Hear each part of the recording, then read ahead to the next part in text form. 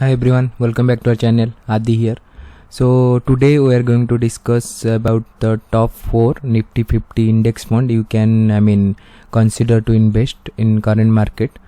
So let the video get started.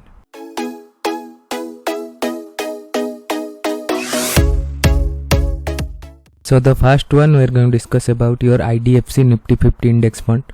So it's still in the AUM is very less. But what I found out that the returns in current 3 months, or you can consider 1 year, 3 years, it's been good, and the expense ratio is also at the very low side. You can see 0.1%. So if you see last 3 year annualized return is 16.2%, which is good, and last 1 year 3.4%. and last 3 months you can see 5.27%. so considering the market for last 1 year and 3 months, this has been the good return in this fund. So investment you can start with 100 rupees of SIP, but if you do lump sum, then you have to start with 5,000. And exit load, generally index fund doesn't have any your exit load, so here is no exit load. Next one is the biggest Nifty 50 index fund. So you can see in case of if you see the AUM, it around 8,354 crore. It is UTI Nifty 50. Most of you know about it. So it's one of the biggest fund in index, Nifty 50 index. So if you see the return, obviously the last 3 years has been giving around 16%. So last 1 year still comparing to the new fund, it's still comparatively little bit low, you can say 3.1%, and last 3 months it's giving 5.25, which is all index fund, if you see, they almost at this point of time they are giving like 5.25, 5.27 or 5.3. that should be fine last 3 months. And if you start investing, you can start with 500 SIP and lump sum 5,000.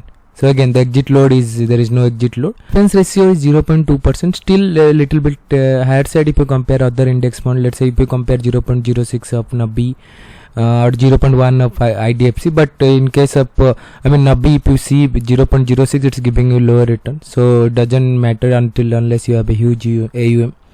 So I think this one you can consider. So the third one is your ICICI Prudential Nifty 50 index.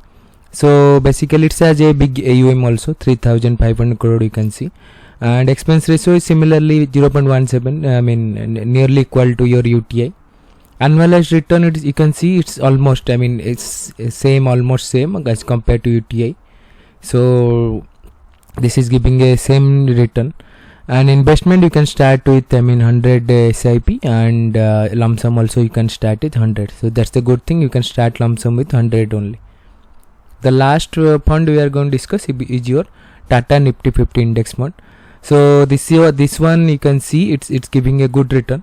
So you can, but the AUM is at the lower side, 301 crore only. But if you see, the expense ratio is still okay. The AUM is less, but expense ratio should be bit less, but still okay. But there is a exit load 0.25% within 7 days. That should be fine. So if you see the return, it's also giving almost same as UTI and your ICICI, 15.8% for last 3 years and 3.2 for last 1 year, and 3 months as I mentioned is 5.25, 5.27, similar to that. So investment you can start with 150 SIP, and for lump sum you have to do 5,000 rupees to start with. So these are the 4 Nifty 50 fund. You can consider. If you want to invest in any index fund, this one you can consider.